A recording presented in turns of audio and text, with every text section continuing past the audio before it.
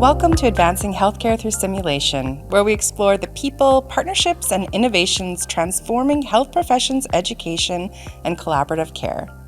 Today, I'm pleased to welcome two outstanding leaders from UBC Health, whose work is helping shape the future of team-based healthcare education.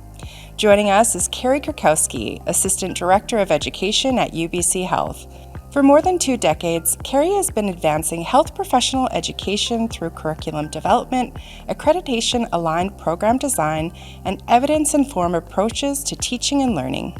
Since 2010, her work has focused on interprofessional education and collaborative practice, supporting learners and healthcare professionals across the continuum of care. Carrie also contributes to the innovative Gateway Clinic initiative, helping to create educational experiences that integrate learners into community-based interprofessional primary care environments.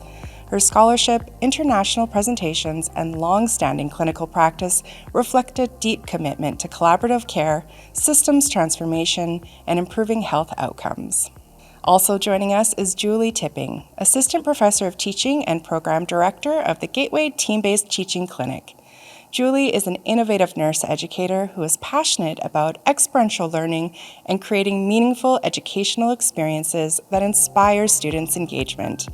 Over the past 5 years, she has played a key role in developing nursing curricula and delivering dynamic classroom and clinical instruction.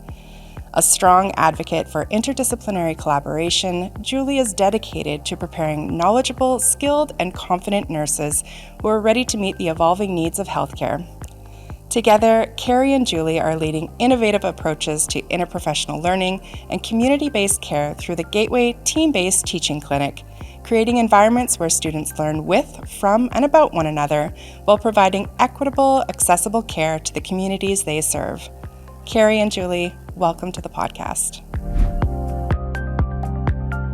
Carrie and Julie, welcome to the podcast. It's a pleasure to have you both joining me today. I am really excited to learn more about the Gateway Clinic, and so maybe Carrie, we'll start with you. If you can tell us a little bit more about it. Gateway has been described as BC's first purpose-built interprofessional primary care teaching clinic. So what does that distinction mean to you, and why is this an important milestone for healthcare education in British Columbia? Thanks for the question, Lisa.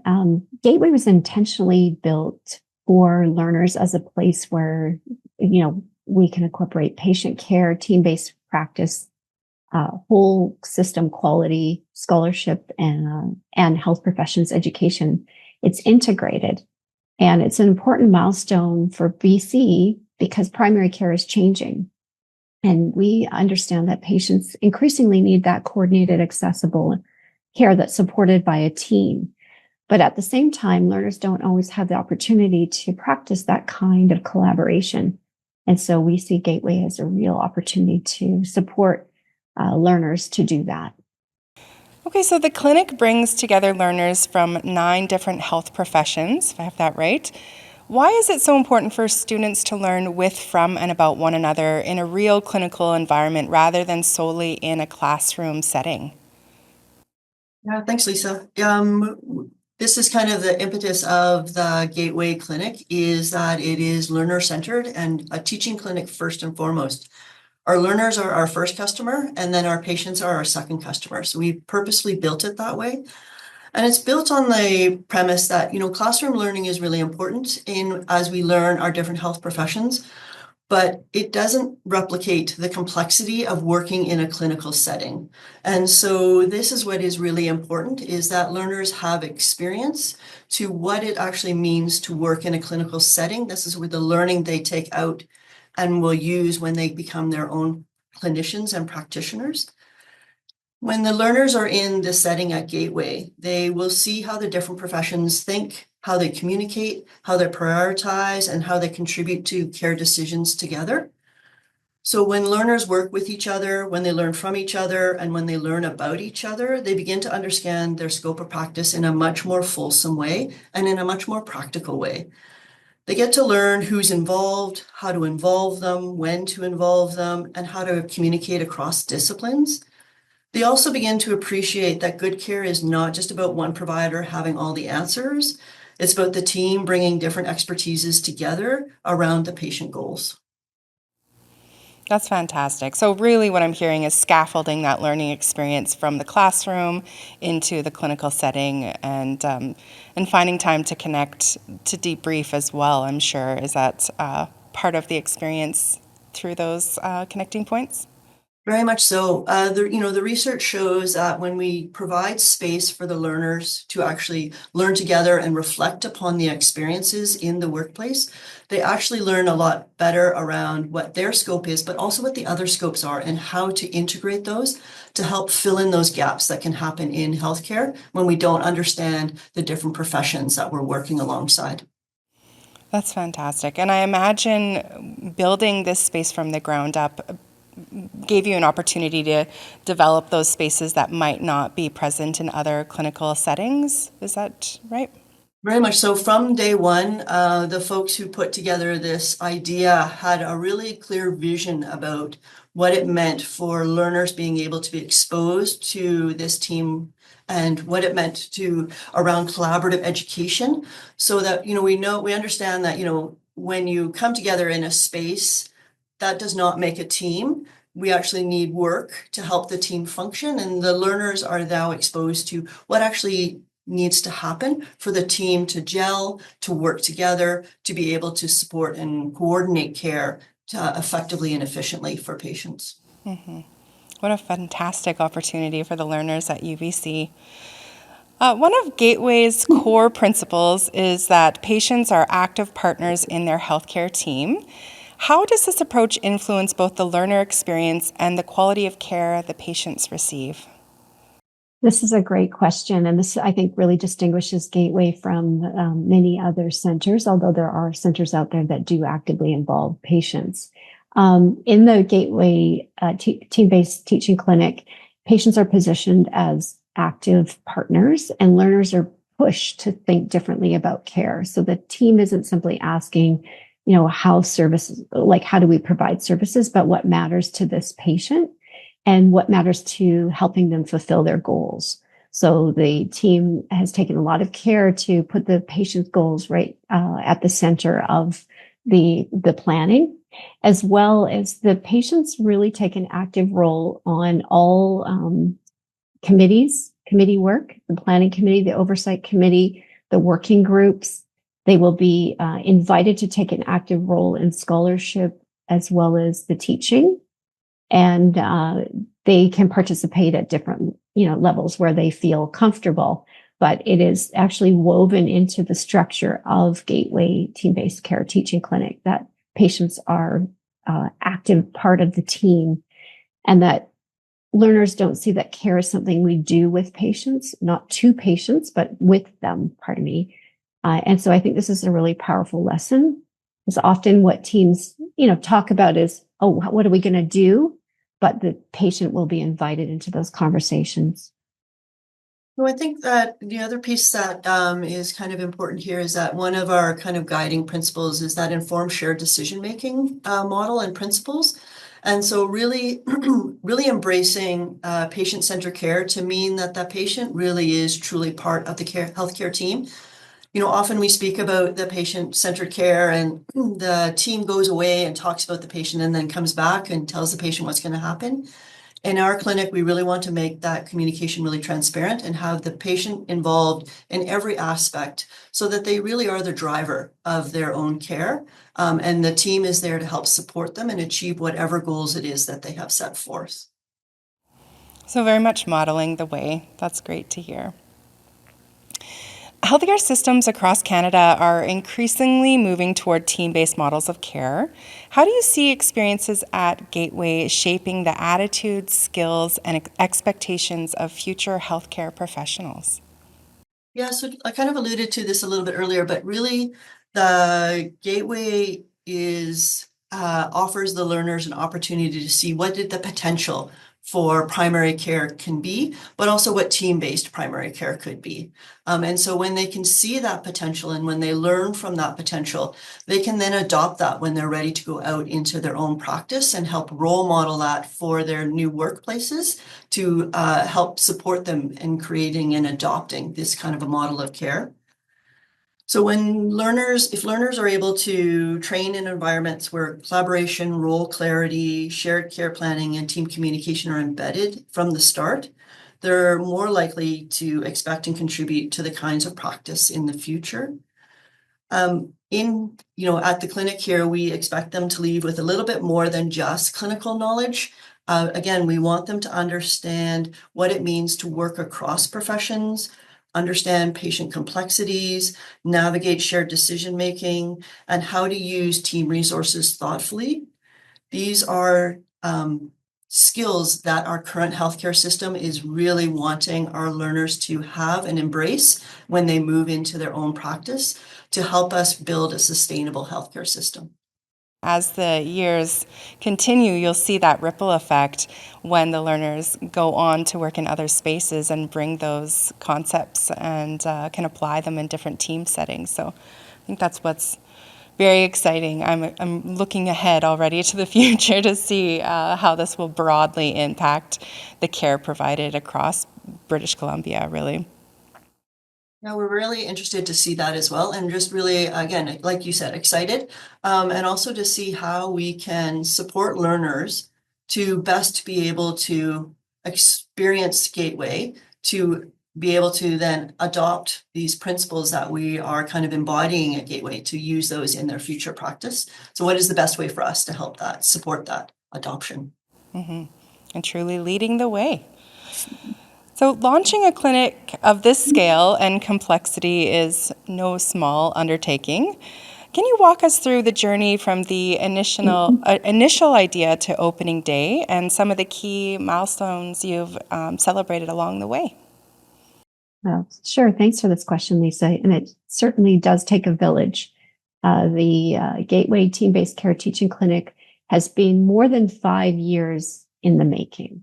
So this vision goes quite far back, and there has been some, previous attempts. But I think the timing is everything, also.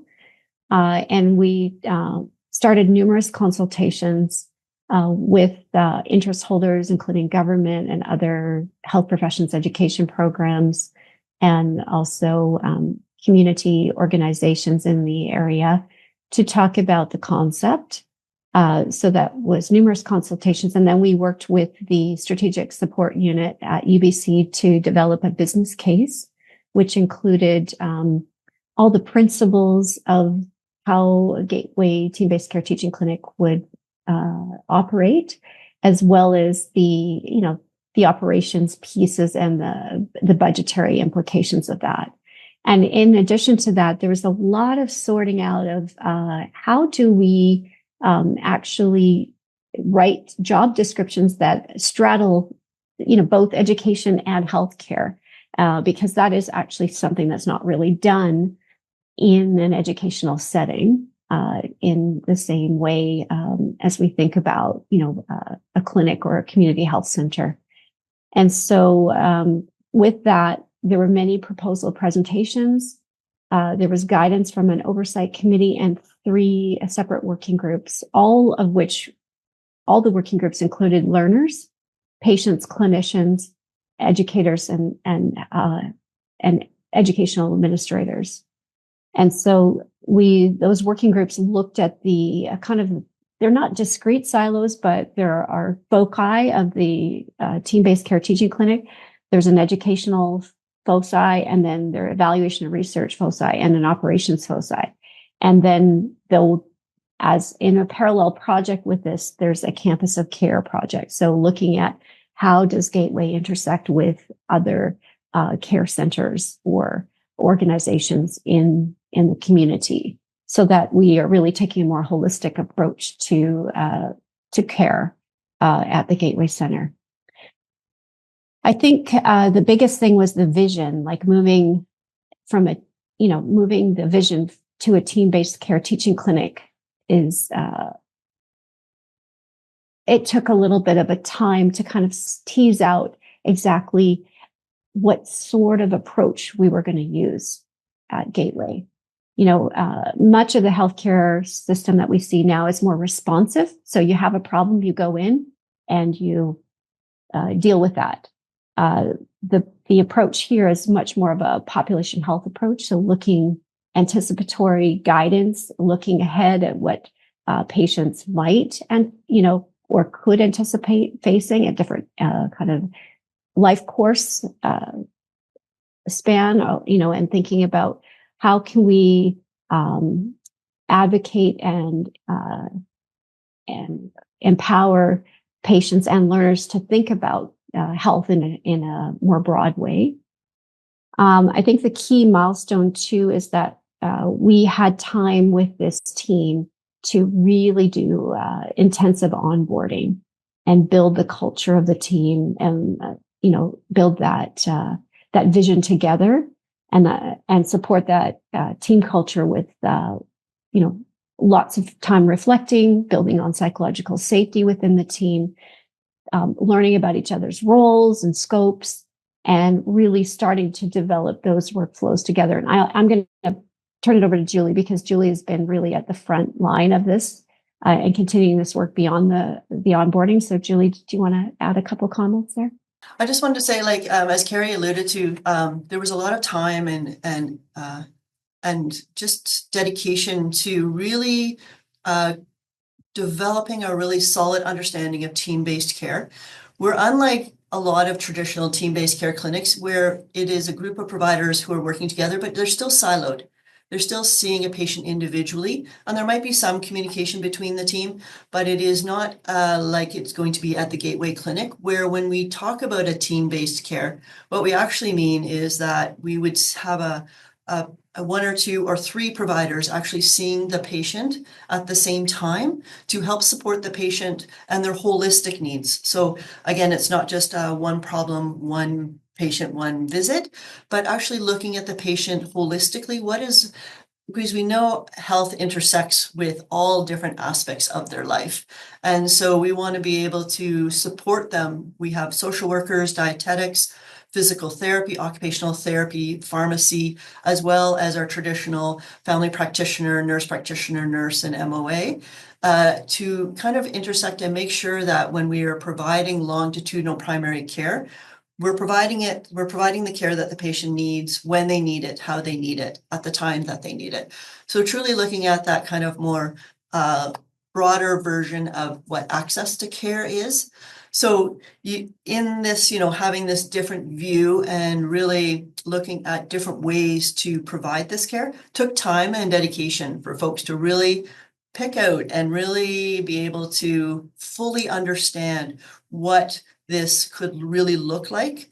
And as Carrie alluded to, we've just done a onboarding of our team and been able to spend some dedicated time with the team to really also help them fully understand, what do we actually mean by team-based care? What do we mean by the patient being the center of the team?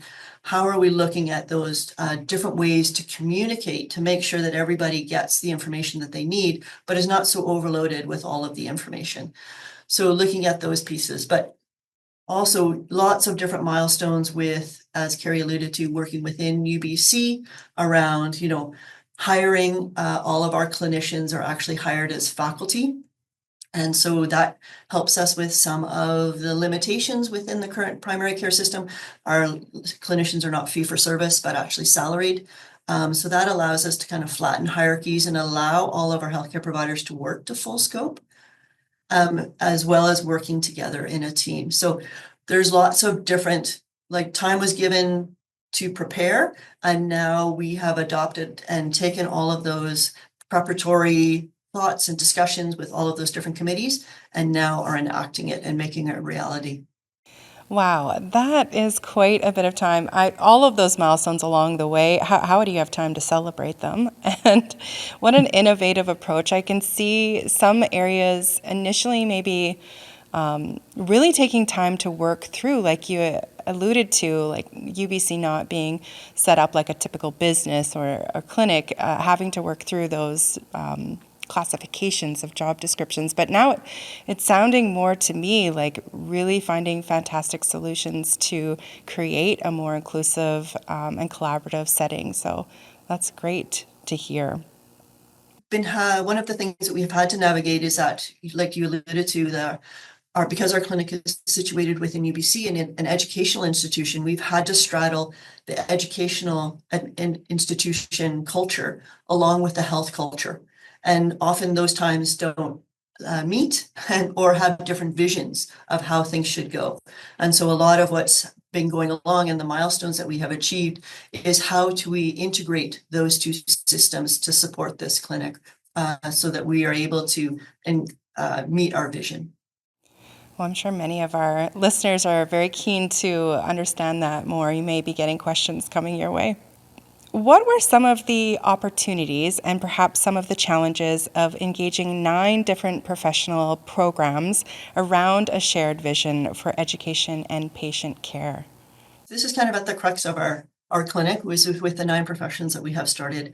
And so one of the greatest opportunities that we are embracing here is the richness that comes from having multiple professions working together. Each profession, they bring their own lens to patient care, and that helps us create a stronger learning environment for students and a more holistic care environment for our patients. That being said, there are challenges because we do have 9 professions, and each profession has their own language, they have their own training module, they have their own scope and scheduling, they have their own accreditation requirements, and they have also their own expectation for learner supervision.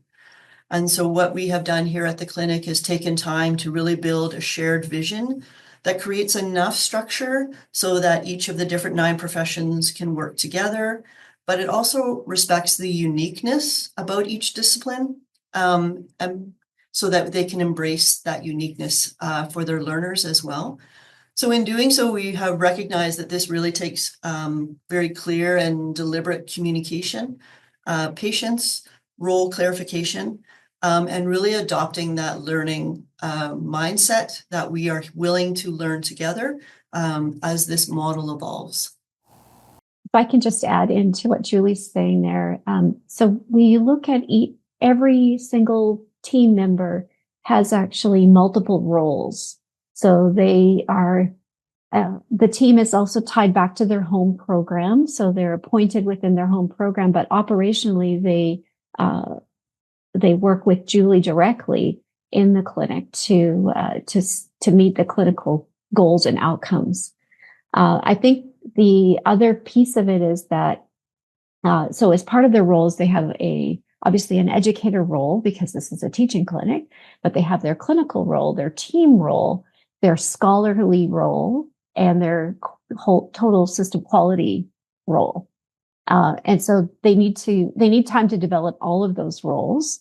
And so I think that's also what's really unique about this is because those timelines aren't exactly the same either across the different disciplines. They may have similar sort of approaches, but with each discipline, there's a slightly different JD, job description, and how that works with the home program. So it is a bit of a Jenga, not only from the positions on the team, but also from the students coming and going, because none of the placement blocks are identical. And so we are, really trying to optimize the student learning and looking where those layered learnings opportunities are across the calendar. So it's complex, but fun and challenging at the same time. Well, it sounds like they have the right people in charge of navigating that experience. Scheduling is always a challenge with any IPE, and I'm sure this is no different. So can you clarify, will all of the students in each of these programs get an opportunity to have a rotation in the clinic, or is it for a limited number, I wonder?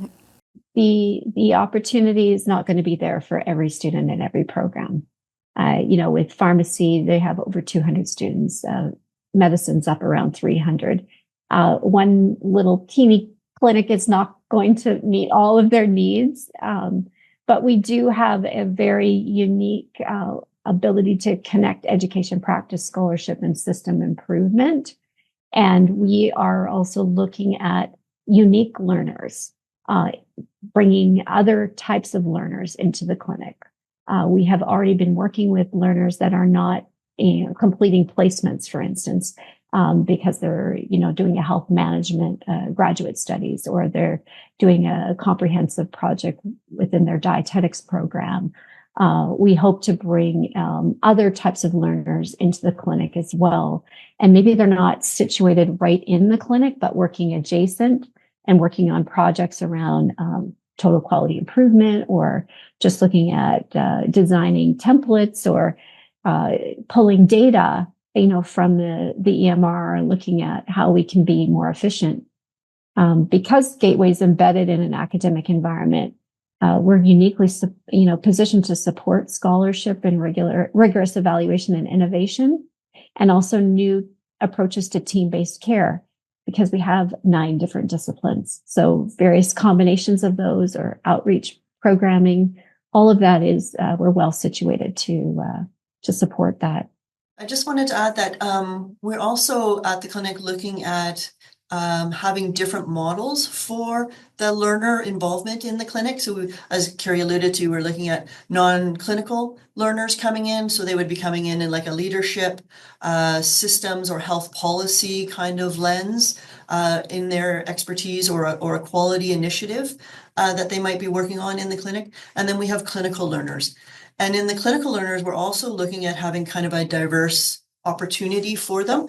So some of the programs are wanting, just as you said, see how many students they can get through, maximizing the student exposure. And so have taken kind of an observation perspective in terms of the clinical interaction with the learner and the clinic. So the learners would be coming in purely for an observational, just to see what a clinic is about. And in that way, we can get more learners through. Other programs are wanting a more dedicated system, so having learners in for a term or for a couple of terms to really embed them into the experience, so they get a really fulsome understanding of what team-based care could look like and team-based primary care could look like. So we're not limiting the actual types of learner interactions with the clinic, but rather maximizing those, as Carrie said, to be able to provide the learners and the different home programs what they require to be for their accreditation, whether it's purely observational or being fully integrated into the clinic. Okay. Either way, it sounds like those will be very highly sought after spots in the clinic, I'm sure. So Gateway is designed not only to provide care and education, but also to test and scale new models of team-based care, like you've alluded to previously. What excites you most about the research and innovation potential of the clinic? Yeah, so for me, what excites me is really, I'm a practical person by heart. I'm a nurse by background, and so I like the practicality piece. And so I am really excited with the fact that we are able to look at different aspects of team-based care or team-based primary care and look at what are the issues, what are the tension points, what are the things that folks out there are struggling with in team-based care, and being able to think about it, develop a new way or test a different way to do this, and then share that learning out with the greater population out there. So being innovative, really having the flexibility to try new things out, whether they're successful or not, share those learnings, what did we learn, so that others can then pick up that work. They don't have to recreate the wheel. They can take our learning and choose which would work best for them in their clinic. So I think for us, we want to really know not only about interprofessional education, but we really want to know, when does collaboration really matter and how does it really matter? So we want to be able to kind of be really discreet around, when is team-based care really the best? And is there opportunity for team-based care in most situations? But is there also opportunity when uni-professional care should happen? So we need to flip it. We need to be open to being able to flip it, to know that there might not be every situation where team-based care is opportune, but we need to explore that. Where is that? Where's that boundary? When is that happening? So I think that we have the ability to really test not only the tensions that we're feeling in the clinic as we're adopting, but actually having other clinics reach out to us and share their tensions, their questions, their areas of frustration, and give us an opportunity to test out some different situations and then share that learning back to them so that they can adopt it into their clinic. Yeah, that sounds really exciting. I'm sure there are many ideas floating around the team on things to look into further. Carrie, anything from your perspective that you're interested in around research and innovation? I'm really interested in innovative educational models. So looking at how do we bring learners from different disciplines together, and what does that look like in primary care? Is there additional innovation, that we can explore based on the clinic vision, how we are approaching health and healthcare? It will really largely depend on our patient population too. And the team is just in the beginning stages of empanelment, which is a kind of a process in which we accept patients in British Columbia. So we have a couple of ways that patients are able to enter the clinic, and this is a provincially sort of dictated way that patients to support equity across the province, but that patients are attached to different clinics or teams. And I think the other unique thing about this is that typically patients are attached to a single primary care provider, whereas the patients are attached to the team. So this is quite new and innovative in British Columbia. And so it does take a bit of a shift, not only for the team, but for patients. And so there will be some education for patients. And that's another piece that I'm really curious about is how do we shift the patient expectations around their care? Julie and I had an opportunity to go up to Alaska and visit the NUCA model. And when we were speaking with folks from NUCA, they did all kinds of public, this is large scale statewide approach, but they did a large scale sort of public service announcements and various ways of kind of approaching the shift in the way that care would be delivered there. And they told me, and I asked a few different people, they said it almost took us 20 years to shift the culture. So this is another area where I'm really curious to see how quickly can we do that with our patients. We're working with a much smaller group, and we have more, direct interaction with them. And there's a very careful and systematic, I don't use the term onboarding, but it's that, orientation to Gateway. And so I'm curious to see how that goes as well. Well, we look forward to seeing those publications when they come out. As the clinic is, just like you said, beginning to serve patients and educating learners, what outcomes will you be watching most closely to determine whether Gateway is achieving its goals? So for patients, students, faculty, and the healthcare system. Well, we have, a working group, the evaluation and oh my gosh, what's the acronym now? I've just forgotten it. Evaluation of Research Working Group. And that working group has been meeting for over 2 years now to look at an evaluation framework. And there was a Delphi consultation done to determine what those priority areas are. And so much of what we're looking at initially is built on that framework. Of course, we're going to be learning new other things as well. But for patients, we're really looking at access, as Julie mentioned earlier. And what does access mean? What's their experience of care in the team? Continuity, coordination. This is a long-term relationship with patients in this clinic. Do they feel heard? Do they feel like they're part of that informed shared decision-making process? Because although the teaching clinic is built around team-based care, it will also be important whether the patients experience the team as connected rather than fragmented. So from the student perspective, we obviously want to develop collaborative practitioners. Do they have a stronger understanding of the roles, the communication processes, where collaborative decision making takes place, how it takes place, and what does team-based care look like in primary care? So that modeling, what are the possibilities? And so that, we're hoping to inspire that trickle effect, as you mentioned earlier. For our faculty, clinicians, and program staff, we really want to see, what do they think about team readiness, psychological safety, workload, supervision capacity, the sustainability of the model. If we don't pay attention to how do we sustain this model, we're going to burn people out. And that's not what we want. We want folks to love working at Gateway. And, we just as the demand for experience at Gateway from the learners, we would love for this to be like the dream job at a systems level. We would want to look at Gateway team-based care teaching clinic is what can it teach us about scalable models in other contexts? So those micro learnings that can be transported into other teams. Now, they're small teams, large teams. They're not going to look exactly like Gateway.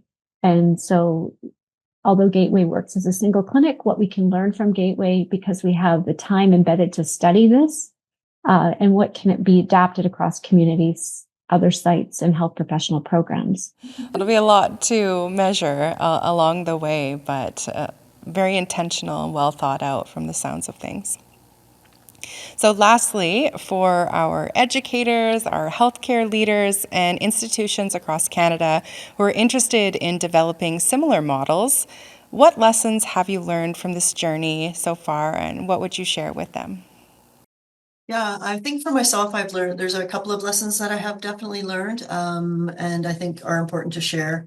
I think the one that means the most to me is that you really do need to invest early in that shared purpose. Really seeing that helping people support what we're actually intending in this clinic has been really important. Because we are, different from other clinics. We have a different vision. We have a different mission than other clinics. We are really wanting folks to truly understand what the goal of this clinic is and what our mandate is. It's really not about, for folks just to understand what we're doing, but why are we doing it? So the why behind it is really important, and really giving folks time to be able to understand that why has been really key learning for me. I think that the other learning for me, which is kind of reflected in the research, is that we know that team-based care doesn't just happen when we just plop a bunch of people together and say work together. It really does take dedication, knowledge, experience, and understanding and how to do that. And so we've been really blessed with having some dedicated time to allowing people that opportunity to learn about their scopes, but other scopes of practice, learn about how do we communicate as a team, how do we do that role clarification, and time to build trust has been really important for this team. And I've seen the value in that now that we're starting to onboard a few folks that weren't able to do that initial onboarding with our clinicians. The team has now really adopted these new clinicians and really brought them into the fold and have really supported them in understanding what the goal and the vision of this clinic is about. It's been really nice as a leader in that seeing the team now really take on how to support each other and how to support new folks joining the team to feel like they are an important member of the team and their voice really matters. So helping them build that psychological safety within the team. I think the other big learning and the learning that I've kind of hoped to really share with the team and hope that they adopt is that we won't get it right from at the beginning. So really embracing that imperfection, that we really do need to start somewhere, but that we're learning and everything we're doing is going to be evolving through our learnings. And so just really having that open learning mindset to really, take an inquisitive approach, ask questions, try something out, and then really share the learnings about it. So really coming at it from that kind of growth mindset has been kind of something that I really wanting the team to adopt, that even if we didn't get to where we were hoping, that's not a failure. It's us that we didn't get to where we didn't want to go, but why? Ask the questions why, and really explore that piece and really having that learning opportunity and embracing that learning opportunity. So when Julie mentioned earlier that we really give the learners time to reflect on their learning, we are giving the team time to reflect on their learning as well. And that is built into the schedule because it's so important for, to ask the why, like, why did this work? Why didn't it work? Is it working for everyone? If you don't build that in, then you don't have time to improve or to kind of entrench, best practice. So I think the reflection piece is a big thing, big learning for me. Yeah, that makes a lot of sense. And thank you so much for both joining me today on the podcast, sharing your knowledge, your experiences, and just the tremendous work that you're doing with your teams. We very much appreciate you leading the way, and we'll be watching closely to see what we can learn from you all. Thanks so much, Lisa, for the opportunity. Thank you very much. Appreciate it.